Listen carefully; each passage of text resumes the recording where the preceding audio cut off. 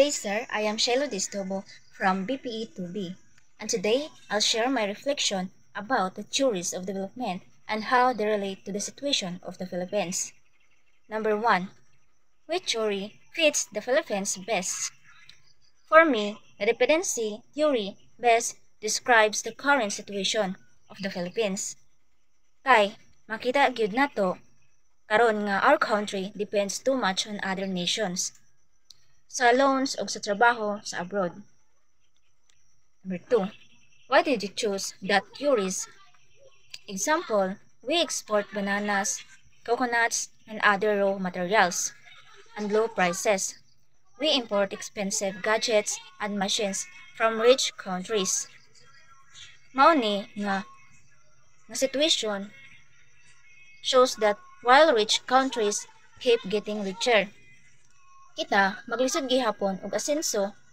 Also many Filipinos need to work abroad as OFWs to earn money. That means our economy still depends on foreign countries instead of growing on its own. And number 3, challenges that hinder Philippine development.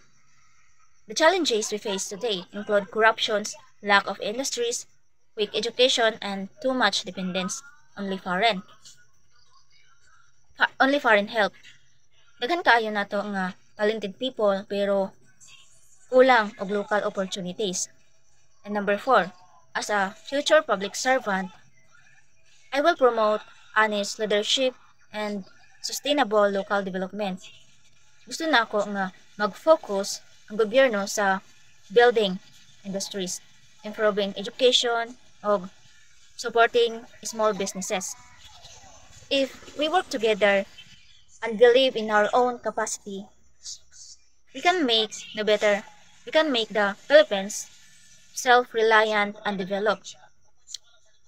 In short, dependency theory explains well our current situation, but it also reminds us that we can change it. We can change it. Kung magtinabangay ta magtuo sa atong kaugalingon ug magtrabaho para sa kalambuan, we can build a better nation.